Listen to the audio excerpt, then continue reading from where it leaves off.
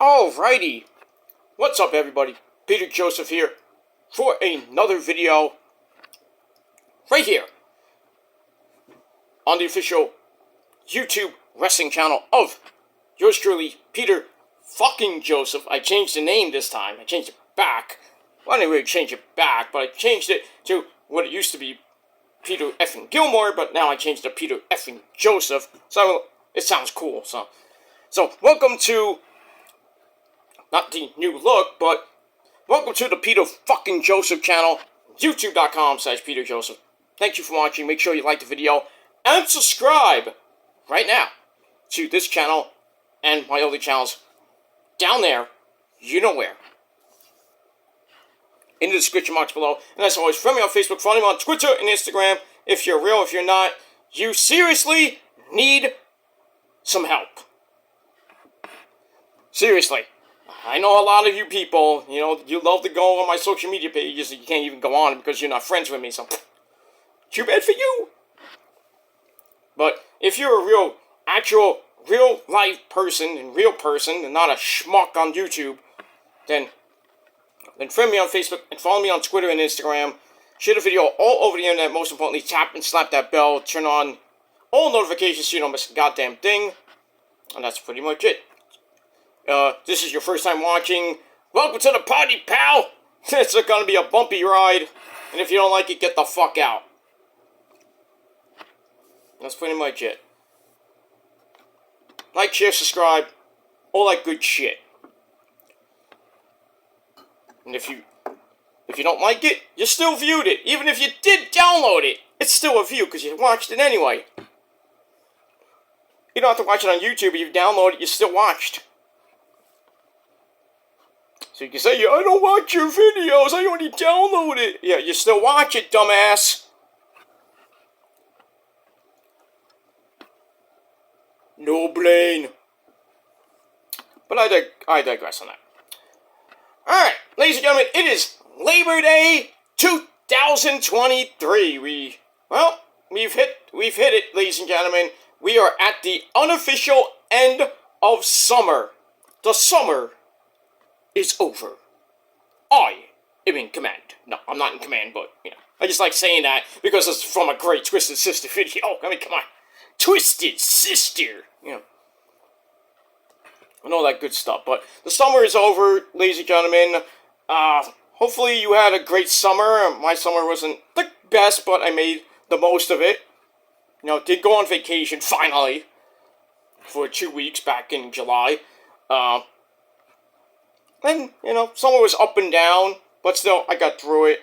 Now we go through September, going into the fall in a couple weeks, right at the end of this month. Should be, hopefully, we'll see what happens with that. We got Halloween coming up, Thanksgiving coming up, and then the winter coming up. This thing is going to be a mild winter, which is, we get those not once in a blue moon, but most years, the last couple of years have been pretty mild, not too hot, like we're going to get today, like 90 degrees today, come on. I mean, we have got that before. There was a long time ago, there was like, I think it was on my birthday, actually, it was like 70, 80 degrees on my birthday, which is rare. I'd like to get that again this year, but I doubt that.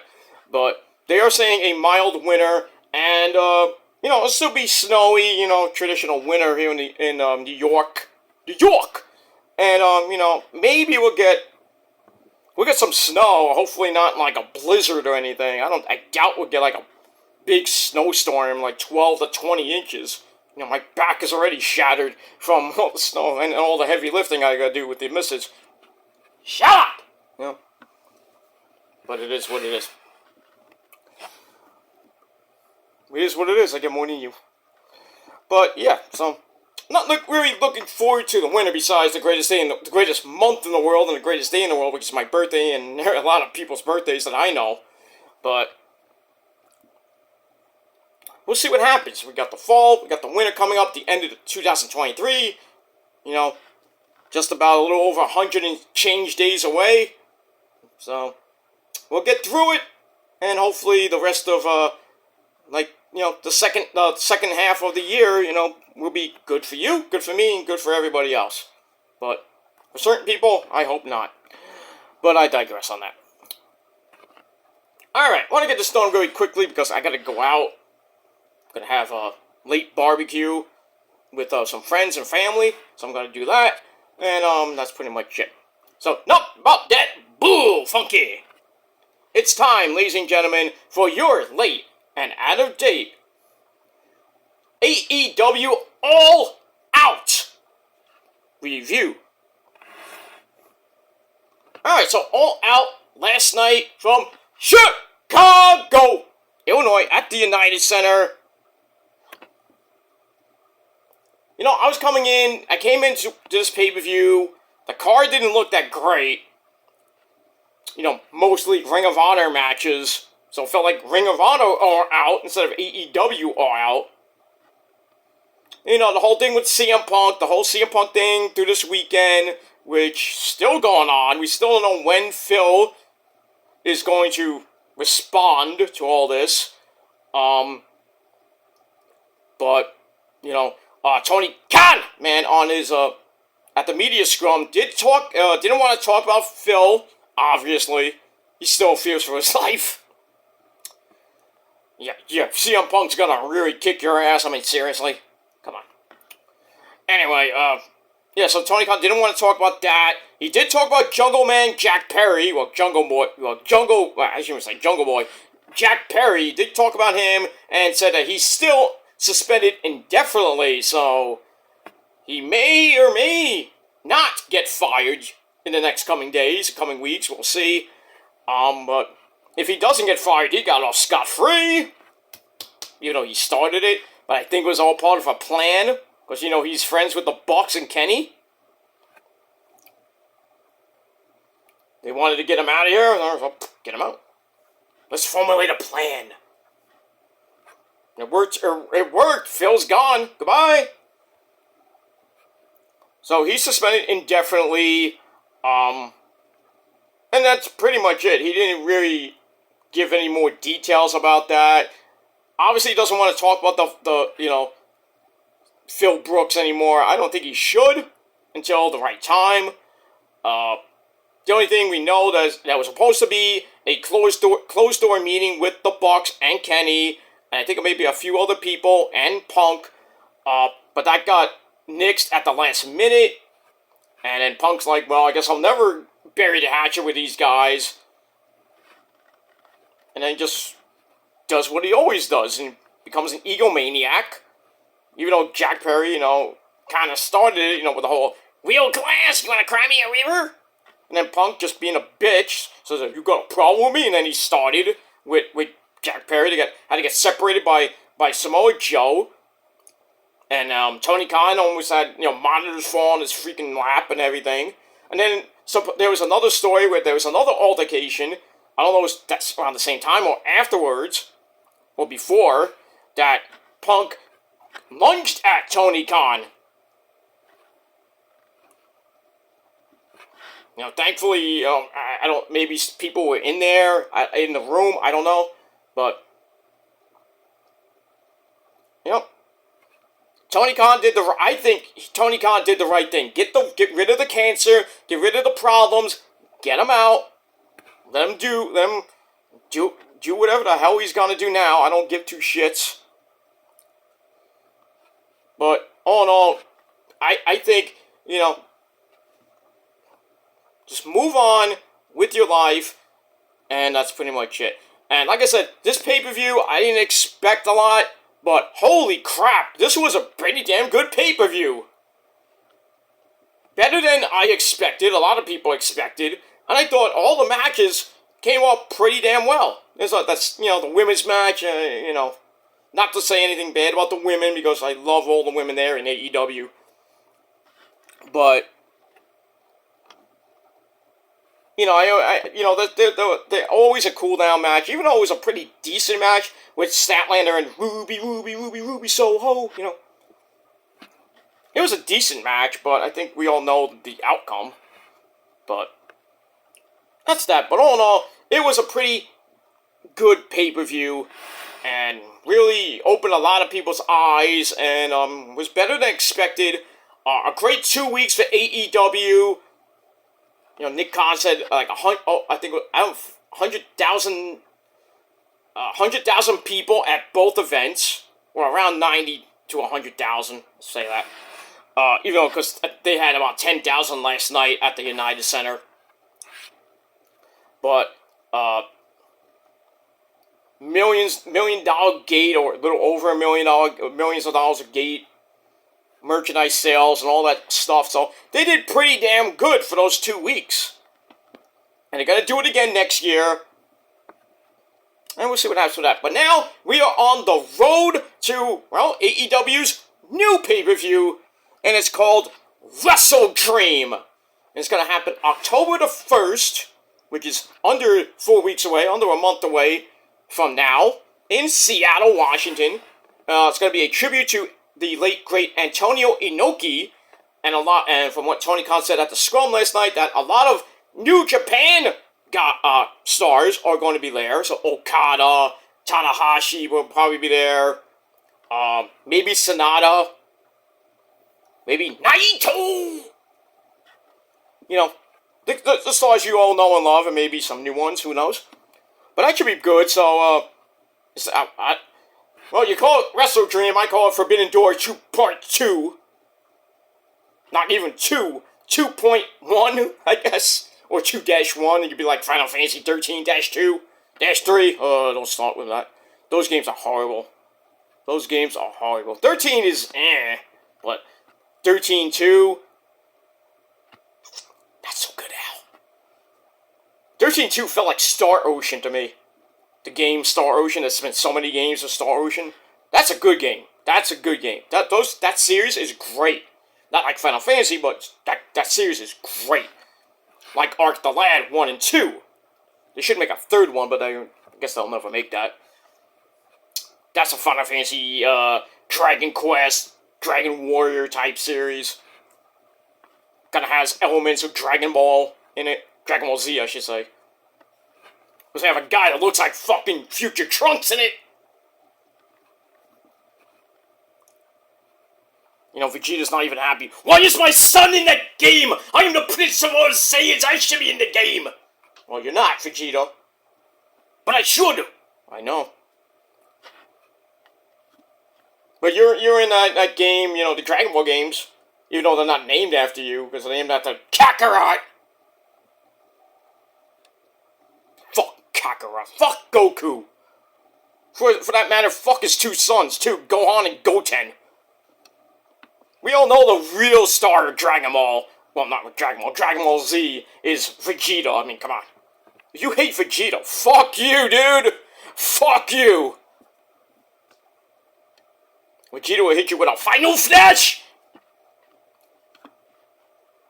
You'll need some Dragon Balls. Probably kick you in your tiny Dragon Balls. But I digress. Anyway, let's not talk about Dragon Ball. We'll talk about that for later. Let's get to All Out, because, like I said, I gotta get out of here pretty soon.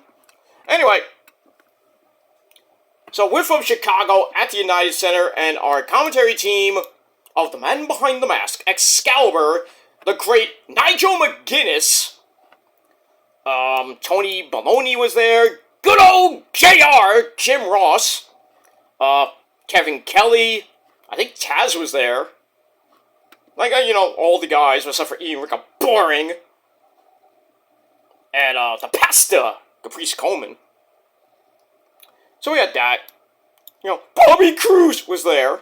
You know, to do some of the Ring of Honor stuff. He did some of the matches that were Ring of Honor based, except for the first one. But anyway, let's get to 0 Hour, the pre-show. We had an over the budget Battle Royal. The winner gets $50,000 for the charity of their choice. So, very nice, Tony Khan, showing out $50,000 to somebody's charity. And the winner was the Hangman, Adam Page, doing some cowboy shit. I don't know why he was on the pre-show, though. Why was he on the pre-show? Why? Is that how you treat the cowboy, a guy that's in the elite? Come on. But he wins the Battle Royal, so he gets $50,000 for his charity. That's pretty damn nice. And, that's it. And then the second match on the pre-show, we had 6 women tag team action. Hikaru Shida, holy Shida. The Resident Fun Girl, Willow Nightingale, and Corey J 2.0, Sky Blue, as they took on the team of the Ring of Honor Women's Champion, Athena, Mercedes Martinez, and Diamante. It's an okay match. Surprisingly, Sky Blue pinned.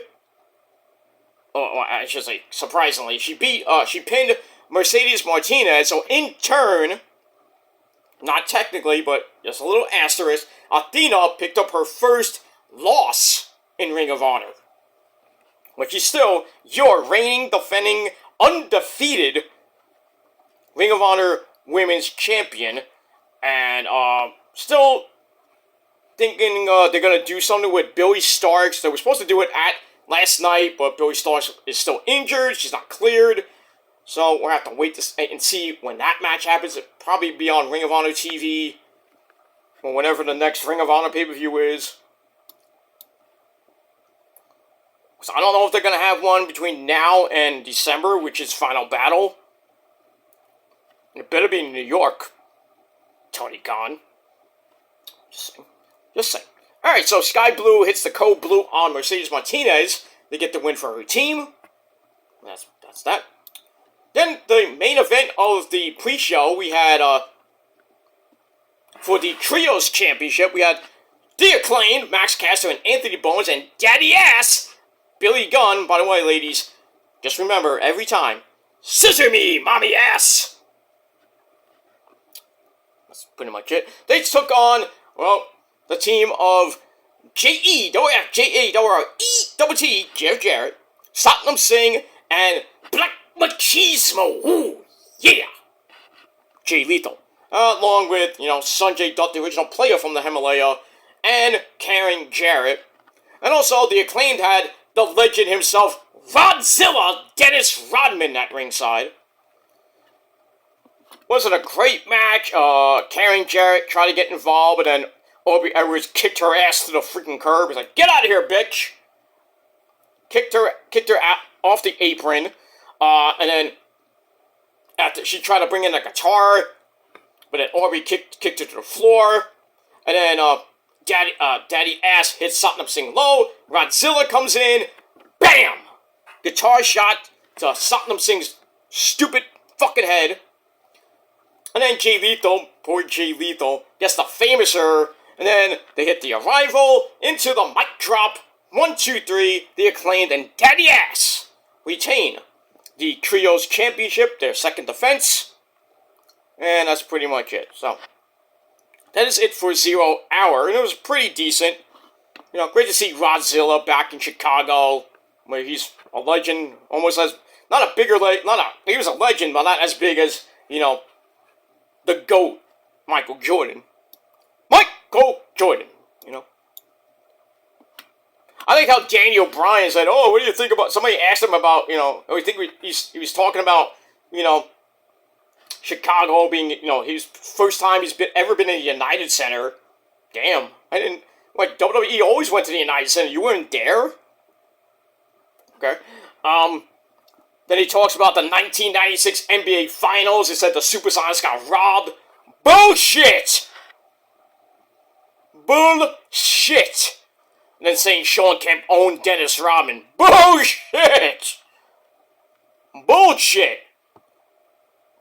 So, Bryan Danielson, you are a flapper. Liar!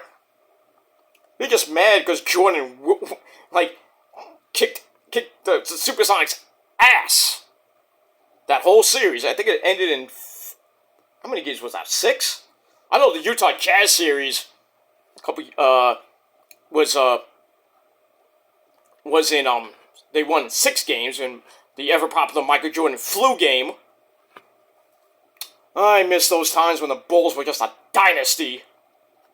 90, 91, 92, 93, the three-peat. Then they won in 96. I think they won in '98 against the Jazz. And the mailman, Karl Malone, and John Stockton, and all those people. And still, Utah, the Utah Jazz fans are still bitter about that. Oh, Jordan committed a foul with a push-off. Bitter fans. That's what you are, Daniel Bryan. Oh yeah, you have your Seattle Seahawks Super Bowl. That's all Seattle has. Seattle's a shithole.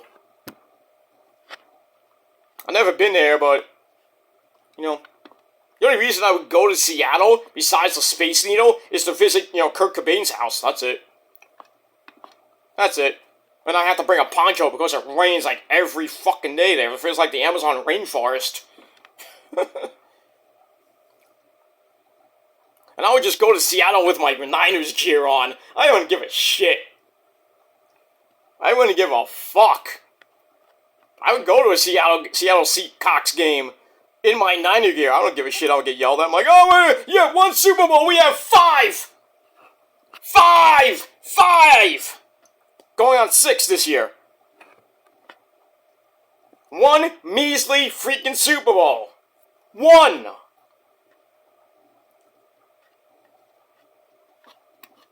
Horrible. That's all I have to say about that. We move on. Alright, so Radzilla gets involved and helps out the Acclaimed. Pretty big moment. Not a big moment, but, it was okay. That's that. Alright, then we go to the main show. Where we start off with, the intros and everything, pyro galore. And then the Dapper Don himself, Justin Roberts, introduces the Ring of Honor Tag Team Championship. I was surprised. I'm like, where's Bobby Cruise doing there? It's Ring of Honor! Anyway, that's the type of guy Bobby Cruise is. Bobby Cruise is the type of guy that doesn't do most Ring of Honor title matches. He got bumped by, a guy that's almost not better than him, but Justin Roberts. Sucks to be you, Bobby Cruise. I still want your job. But I digress. Alright, so we have the Ring of Honor Tag Team titles as Maxwell Jacob Fartknocker, MJF, the AEW World Heavyweight Champion, and one half of Better Than You, baby, teams up with my good friend and yours, Chugs himself, Adam Cole, baby. Go to his Twitch channel, say hello. That's pretty much it. They take on the Dark Order of the Beaver Boys, Johnny Hungy, John Silver, and Alex Reynolds with the Evil One himself, Evil Uno, at ringside. It was a pretty fun match. They started off with teasing the double clothesline. They teased that. They also MJF teased the kangaroo kick, but gets knocked down with a chair shot behind the referee's back, right to the neck area. We saw his neck got smashed up at All In from Adam Cole, baby. So he's down. He's on the floor, and then medics like Doc Samson and a whole bunch of other referees are coming out. They take him to the back. Adam Cole's basically a man on his own island. But the fans were like cheering him on. They were like, single clothesline. Fucking marks. So Cole held his own for a while, but he was getting the crap beat out of him by the Beaver Boys. But eventually, MJF returned, even though referees and Doc Samson and other people like telling him, don't get back in the ring. Think he's gonna listen to you? He gets to the ring, gets the hot tag, and goes running amok. Then he hits the kangaroo kick, does a nip up, whatever you want to call it. He nips up, and he starts shaking the ropes like the Ultimate Warrior. But then he's holding his neck like, shit. Too much headbanging there, Max. Calm down. It's not Slayer, Calm down. Too much headbanging can give you a neck ache. Right, Cliff? What do you mean, my neck? Wow, my neck. What do you mean, your neck, Cliff? So he hits that, and then Evil Uno tries for a distraction, and Adam Cole Baby hits him with a super kick. Gets the tag. They hit the double clothesline. 1, 2, 3. They retain the Ring of Honor tag team titles. 14-minute match. Pretty decent match. 3.25 out of 5 stars.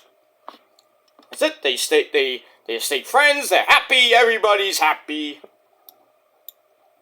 But always gotta now that Max kind of has that little neck problem, something to look at over the next couple weeks.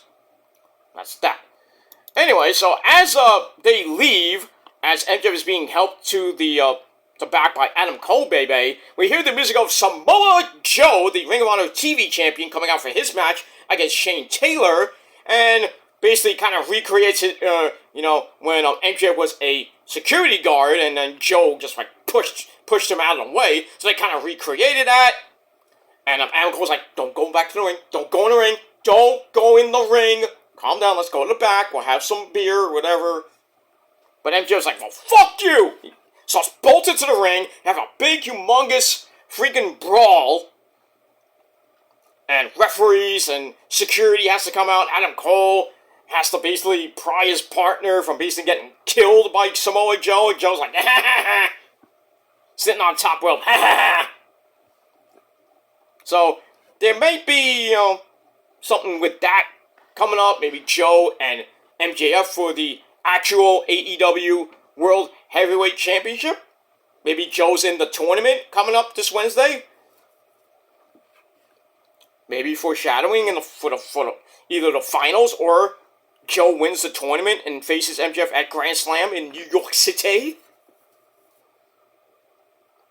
I thought it was shocking, but interesting to say the least. But we'll see what happens with that on Wednesday. Let me move on. So Joe stays in the ring after everything the smoke clears, and defends the title against a former Ring of Honor 6-man tag team champion, the leader of Shane Taylor Enterprises, where is Shane Taylor Productions, Shane Taylor, former Ring of Honor TV champion in his own right. Match was okay. I expected a little bit longer match than this. Joe basically whipped his ass. I'm like, dude, it's Shane Taylor. Shane, come on. You're better than this, dude. Come on. But Joe beats him with the Coquina Clutch in under 6.5 minutes to retain the belt and continue on his close to 1-year reign, the longest Ring of Honor TV champion in their history. Been about 13 years since Ring of Honor introduced the World TV title. And Adam Cole has won that title. So for people like, oh, he's not a Grand Slam champion. Not yet. Yes, basically won 3 out of the major 4 belts. He has to win the pure title. Or the 6-man tag team belts. I guess you can call that the trilogy. Oh, well, not the trilogy. The Grand Slam. He might win the Trios Championship if he, gets his friends back, like Roddy, and gets Kyle back. I think Kyle will be back by the end of the year or early next year. Maybe Bobby Fish comes back. We'll see. Maybe the Undisputed Era will come back. But we'll have to see. They can win the Trios Championship. I'd love to see Cole and Shibata go at it. I think that would be an excellent match. But you never know. I think Adam Cole may become a Grand Slam champion in the future, but not right now, but obviously. Alright, so Joe retains the title, stays champion. Getting close to a year now, and who beats him? I have no clue. I don't know. I really don't know. At this point, I don't know. So it has to be maybe a guy like Adam Cole, Bryan Danielson. I don't know. We'll see. Alright, then we get a recap of Luchasaurus and Darby for the TNT title. Christian Cage thinks it's his belt. You never won it. And has been as glorious, delusional as ever. I miss my good friend Bobby Roode. He's a producer now, I think. We haven't seen him in the ring yet. But he has been backstage producing some matches here and there. As always, he looks glorious! Man, I miss that theme. I miss it. I miss it as much as saying, beer! Money! I miss that. And it sucks that, this weekend is the taping for Impact 1000, Impact TV 1000. And a lot of stars are coming back. Chris Harris is coming back. Gail Kim is going to team with Awesome fucking Kong. Ah! The beautiful people are going to be there. Angelina Love and the beautiful Velvet Sky are going to be there. Madison Rain will be there. A lot of old stars are going to be there. But I would have loved, the Cowboy, James Storm will be there. He's going to be, with Chris Harris to reunite America's Most Wanted. I would have loved for Bobby Roode to go there, but he's in WWE, Hunter and Vince and Nick. God, man, I ain't going to let him go. I doubt it. No, we can't let you go. It's Impact Wrestling. Come on, one time. One time. I just want to see a segment with freaking Bobby Roode and Chris Storm. James Storm just doing, we're just hanging out. Beer! Money! I want to see that. Chris Sabin will be there. The Motor City Machine Guns. Obviously AJ Styles won't be there. The big stars like I don't know about Jeff Jarrett, because he basically built TNA. Sting, I don't know about. I would assume maybe, but Mickey James will be there. All the major stars that made TNA from back then up to now, they'll be there this Saturday in White Plains for Impact 1000. Obviously Hogan and Bischoff won't be there. Now I wonder if Dixie Carter Honey will be there. I wonder. Would they allow her? I think they would, because she kind of sort of owned TNA back in the day. Almost ran it into the ground if she didn't meet Billy Corgan and got help from Billy Corgan. Basically got extra money to save TNA back in 2015-16.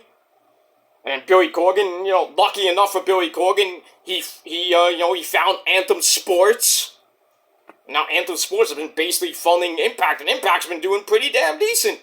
Not great, obviously not great, but they're still around 22 years later. The little engine that could. We always said that Impact was gonna go goodbye. Back in 2015, 2016, 17, 18, pretty much 2019.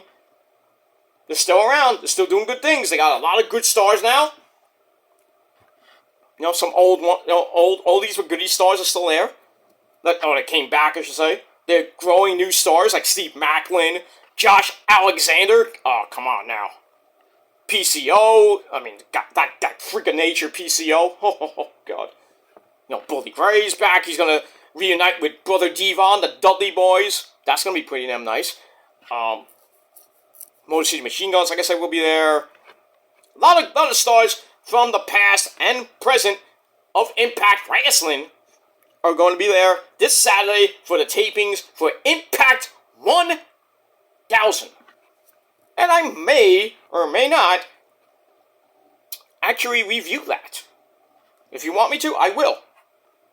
I think I will. I might watch it. What was it? In between watching Ring of Honor.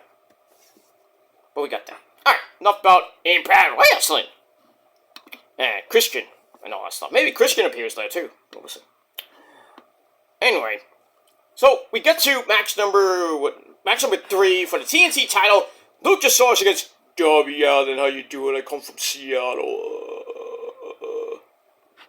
I used to live in a car. I weigh 125 pounds. Anyway, Nick fucking Wayne, his good buddy, 18-year-old Nick fucking Wayne, was there along with Christian. And, wow. Luchasaurus beat, basically committed murder.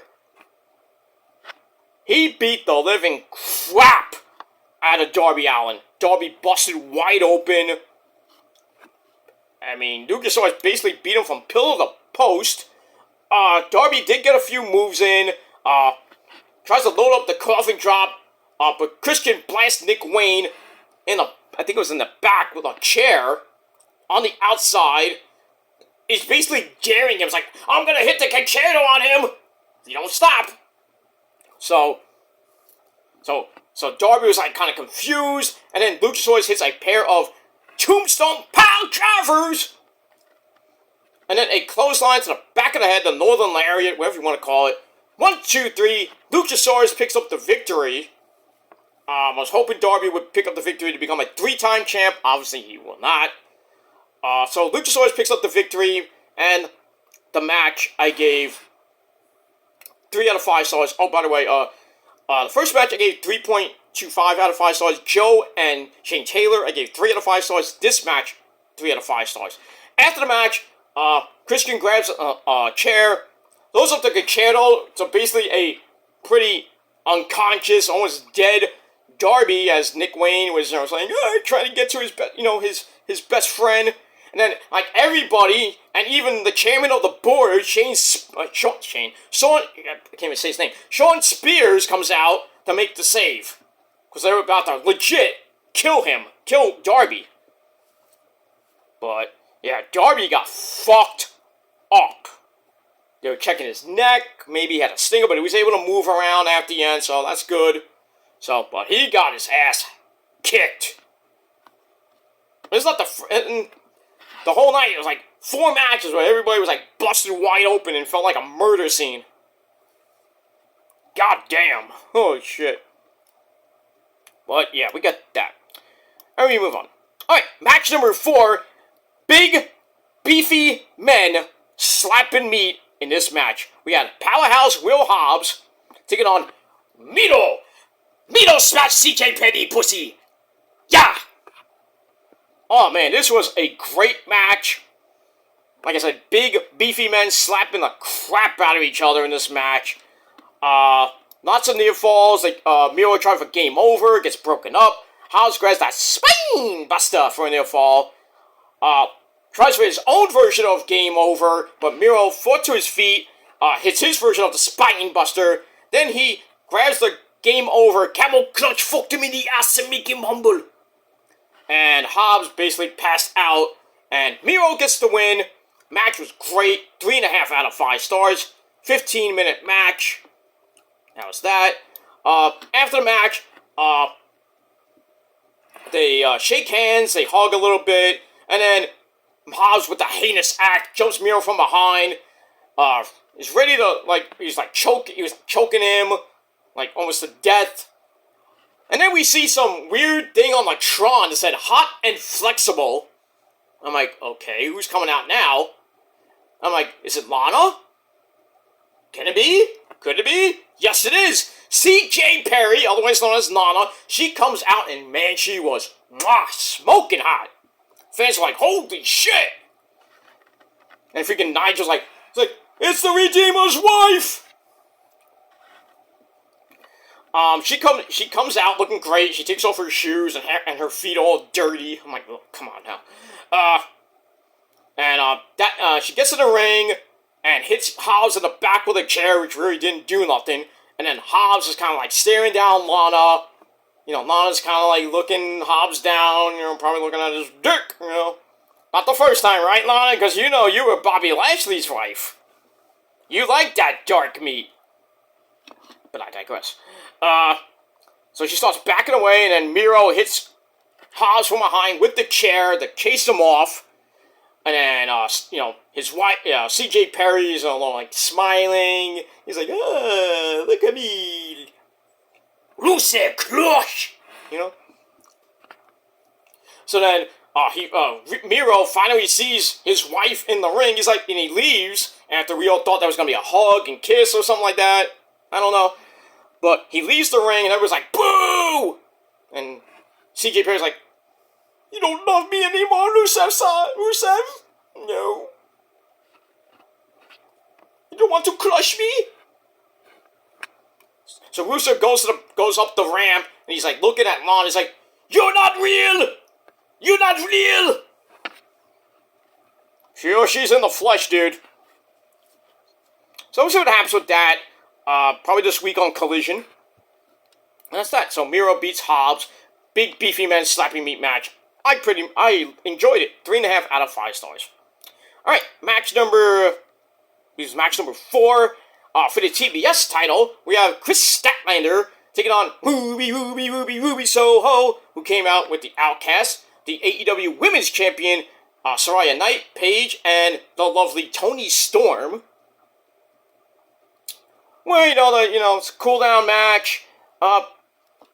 Pretty decent match for what it was. We got the Blue Thunder Bomb, which, never wins a match unless it's Sami Zayn here and there. Ruby pulls her off the ropes into No Future. Then she hits Destination Unknown. Gets a near fall. And then Paige says, "It's spray time." So she gives the thing to Ruby. And then Toni Storm from underneath the ring. I thought she came out. I was like, where were you underneath the ring? Don't want to know. Anyway, she takes the spray can away. For what reason, I don't know. Which allows Statlander to hit Sunday Night Fever. Well, it was a Saturday. Oh, I guess you can't call it Saturday Night Fever. That you get a. Can't say that. She hits Sunday Night Fever. 1, 2, 3. Retains the TBS Championship. As more tension in the Outcast with Toni Storm and Saraya, I should say, continue on. So I still think they're gonna break up, or Toni Storm's gonna turn face and turn face and take on Saraya Knight for the AEW Women's Championship, possibly at Grand Slam. Well, we'll see what happens with that. And poor Ruby Soho, once again, gets a title shot, gets the opportunity, but cannot win it. And I don't know. It is what it is, and that's that. We move on. Match number 5, a scrap match. With Absolute Ricky Starks, along with Big Cass, as he takes on the American Dragon, Bryan Danielson. Yes! And he comes out to the final countdown. Oh, that was a moment. Forbidden Door was a moment when they finally brought that back. And it's legal now, so Tony Khan can actually legally use it. Can you use it all the time on Dynamite instead of just major pay-per-views? Just saying. I mean, I love Flight of the Valkyries is great and all, but, you can't beat Europe. I mean, come on. You can't beat Final Countdown. That's classic. The fans sing the entire goddamn song. Great. I mean, I was there for Bryan Danielson's last match in Ring of Honor, where he beat Nigel. Not for any belt, it was just straight up one-on-one match. Great match in itself. I was at ringside, front row, loved it. Singing when he came out, and then he won the match. All the people from Ring of Honor came out. To wish him well as he went to WWE and all that shit. Blah, blah, blah, blah, blah, blah.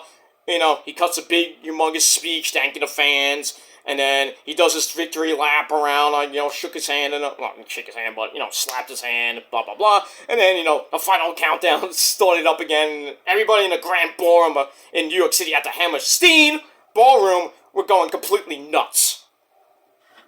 Singing the song, getting the last moments that we saw with Ring of Honor, that we saw Bryan Danielson. Now he's back. He's great, The song is back. Thank you, Tony Khan. Thank you. You great man, you. You still owe me a job. But I digress. Alright, so, no DQ scrap match. We had Ricky the Dragon Steamboat on commentary. That was nice. But this match was brutal. And 3 to 5 minutes into the match, Bryan Danielson was busted wide open, gushing like a pig. Danielson looked at a little bit out of ring shape, because he's been out since Forbidden Door with that broken arm that he got in his match with Okada. So maybe he came back a little bit too soon. Maybe it was desperate times, especially with Tony Khan. I think he made a last-minute phone call to, Mr. Bryan Danielson. He's like, we need you for All Out. Can he come for a quickie match? Probably. So we get that. And, so Danielson was getting the crap beat out of him for a while, but he comes back, and both men were busted wide open, going back and forth, whipping each other with the scrap, or the rubber band. I call it the rubber band. But, in the end, Ricky Steamboat gets involved as Big Cass jumps Bryan Danielson from behind. And, so the Dragon, Ricky Steamboat, pulls Big Bill off, starts chopping away at this big redwood tree, but he gets shoved down. Danielson dies on both of them, meaning Starks and Big Cass. Only have Ricky Starks hit a big-time spear for a near fall. Not as great as Roman's spear.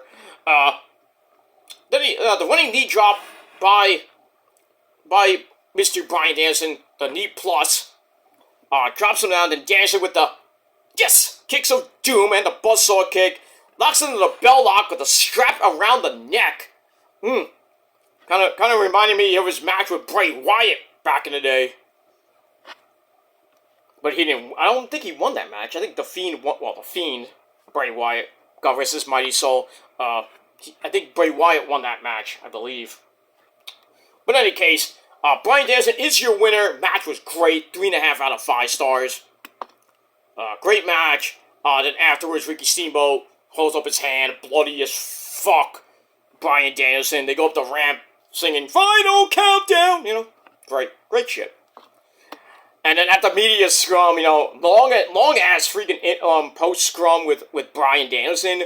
Lots of questions for him and stuff. And then he finishes up the freaking his part of the scrum, and he goes to leave. He's like, "Thank you all, good night." And he goes to leave, and he almost fell and almost hurt himself. But he caught himself. He's like, "Imagine if I just had this great match and I would have got injured. Story of my life." And then you see Tony Khan going, almost had a fucking heart attack because one of his big stars could have got a major injury just by falling off the goddamn stage. Be careful the next time, Brian. Tony Khan freaking drinking up coffee. Was it coffee or was it liquid Coke? Or was it just coffee, and he sprinkled the cocaine in. That guy never blinks. Oh, actually, he did finally blink a few times. As I wrote it in the chat, I was in the chat for the scrum. I was like, does Tony Khan ever fucking blink? He's just like, welcome to... He's like this. Welcome to Impact. Welcome to Dynamite. I'm Tony Khan. I don't blink. And then he finally blinks after a while. But man, that guy's been snorts a lot more cocaine than Tony Montana. Holy crap. It's good to blink there, Tony. I mean, don't look like you're like, I need my fix. It's okay to blink, dude. It's okay. I think maybe Tony Khan is scared to be on TV. I don't know. I mean, you're the head of your company for 5 years. You're like this the whole time. Yeah, screenshot. I don't give a shit. I don't care. Make fun. I don't give a shit. That's all you can do is screenshot and do all that shit, make fun. But I still look way better than you. But I digress. That's why your girlfriends keep DMing me. But I digress. Anyway, so we had all that. So, Tony Khan almost had a heart attack at the scrum, blah, blah, blah, blah, blah, blah. But Bryan Danielson gets the win, and that's pretty much it. We move on. Alright, then we go to the back with Lexi Nair and the Hangman, Adam Page, about to do some cowboy shit. And he says he's donating his $50,000 to the Chicago Public Education Fund. Very good. Give the money to the kids for their education. There you go. There you go. Stay in school, kids, because you don't want to end up like a certain guy like Wheeler Yuta. Ha ha! Wheeler Yuta's the type of guy that fails gym class. That's the type of guy that Wheeler Yuta is. He failed art class too, and he drew a stick figure for his final project. He drew a stick figure and he failed the class. That's how bad and dumb he is. Fuck Wheeler Yuta. And if you are a fan of Wheeler Yuta, God bless you, because you suck more than him. Speaking of that schmuck, he teams up with the Ring of Honor World Champion Claudio Castagnoli as they face the New Japan Strong Openweight Champion Eddie Kingston the Madman and the Ring of Honor Pure Champion Katsuyori Shibata. Claudio and Eddie still on a collision course to beat the living crap out of each other. Most likely a final battle. I was praying to the Lord that Wheeler Yuta wouldn't get the win. But he didn't, as Shibata chokes this punk out. Actually, he choked him out, but Claudio was the legal man, hits an uppercut on Eddie. Mean old tiger uppercut. 1, 2, 3, so the Blackpool Cuck Club get the win.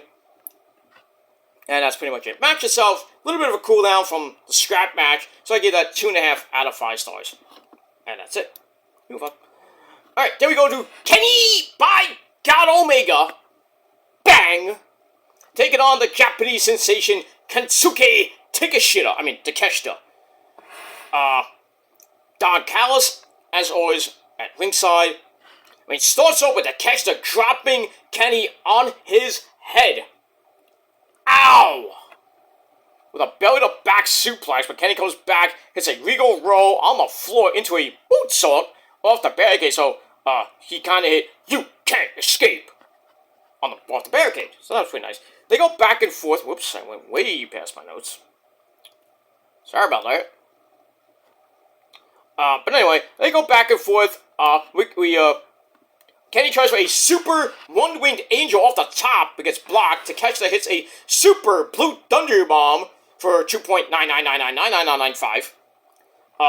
Kenny then hits a V-trigger.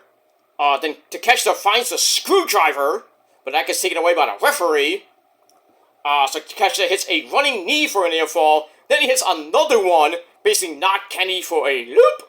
And once again, for I believe the third time, Takeshita gets a clean pin on Kenny Omega. So, Kenny can't beat this guy.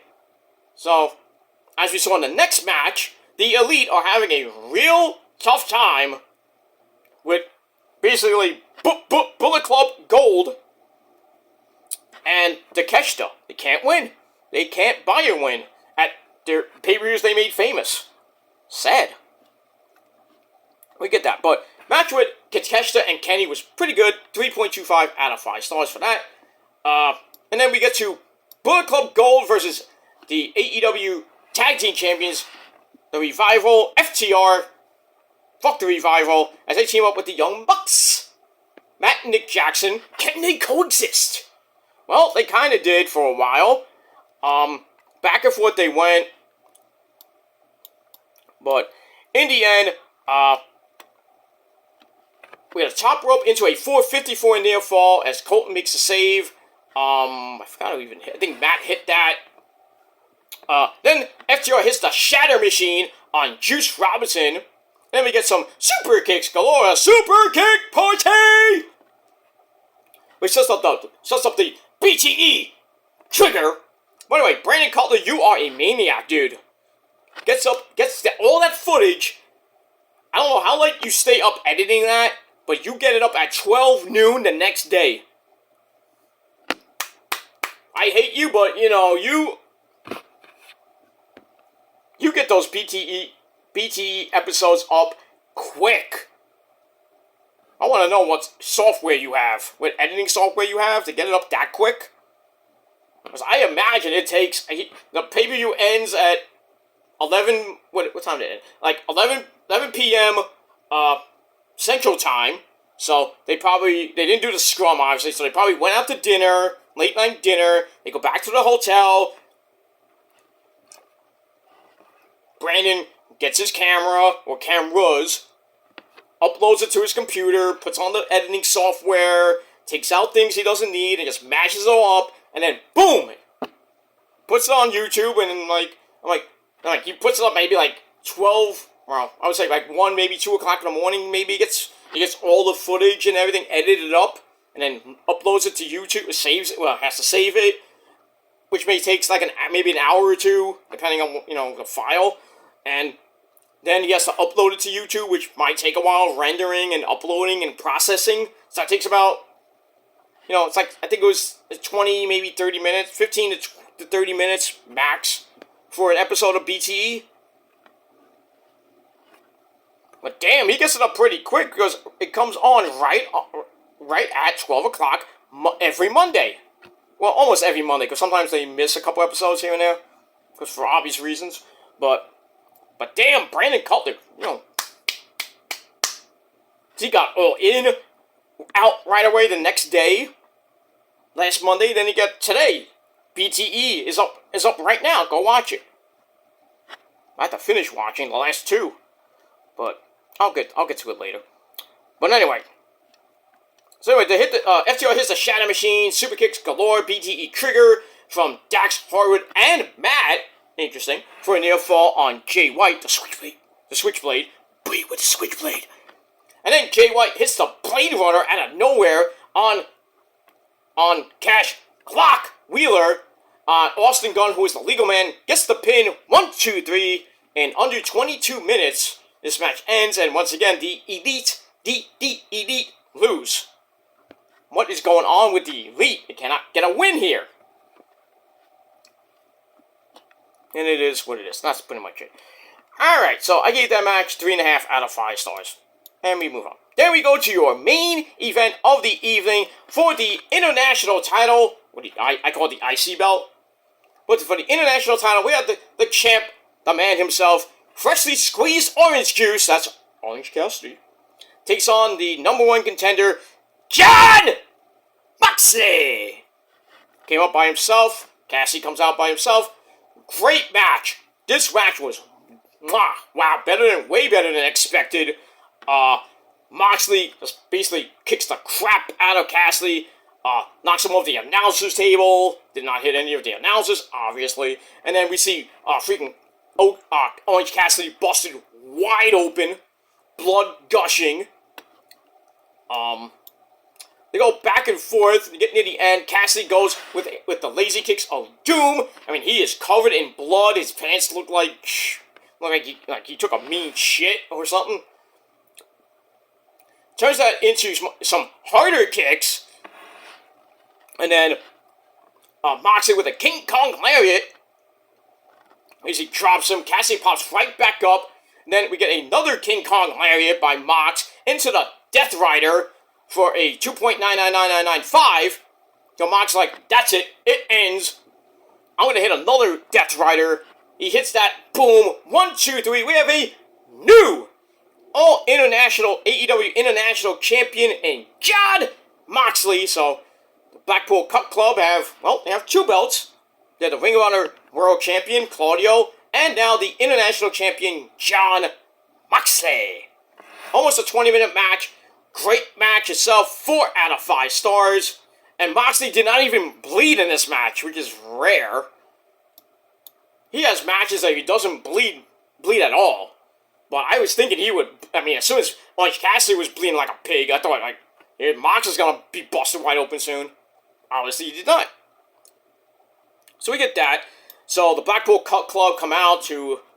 Even Bryan Danielson was still there. He's in the club still. He comes out. They celebrate on going up the ramp into the back, and then Orange Cassidy's basically dead in the middle of the ring.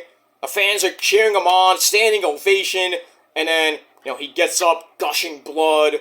And he falls down, and then that's it. The show's over. I was thinking something was going to happen near the end after Cassidy was freaking basically dead. Maybe the best friends will come out and help him out.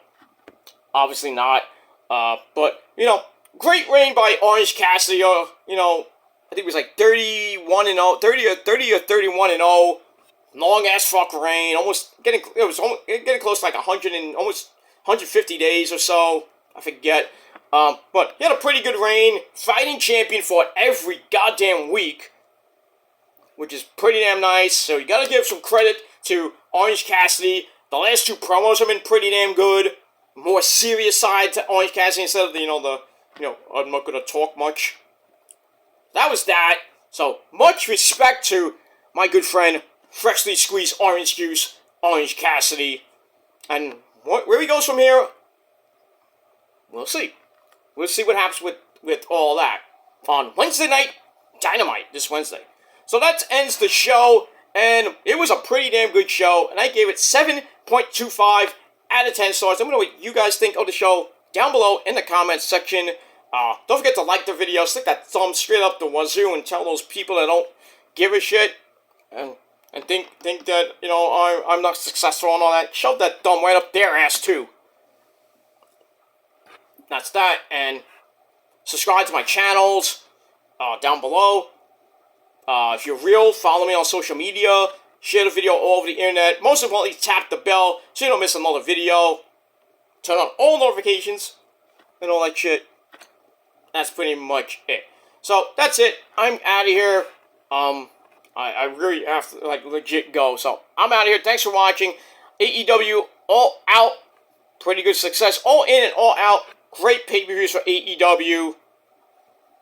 Much success for them. Gonna do it again next year. And now we're on the road to Wrestle Dream, October the 1st for AEW's next pay-per-view. The day after No Mercy for NXT. So that's gonna be a big weekend coming your way in pretty much 3.5 weeks. So stay tuned for that. Alright, that's it, everybody. Thanks for watching. I'm Peter Joseph signing off. I will be doing my Raw review later tonight. I also will do Steve Hartwell from Smash Mouth just passed away today due to really bad illness. He was put in a hospice last night. Doctor said he had maybe a week or so to live, and we found out the news this morning that he passed away. So my condolences go out to Steve Hartwell's family, his friends, his fans, for Smash Mouth's fans, and rest in peace, Steve Hartwell. I will do a video about it, but he's walking on the sun like our all-star. Get your game on. In heaven there, Steve. Get your game on. Walking on that sun. That's pretty much it. Thanks for watching, everybody. I'm Peter Joseph signing off. Until next time. Fuck you, man. If you don't like it, fuck you, man. Really, fuck you. That's it. And I'm out. Peace, bitches.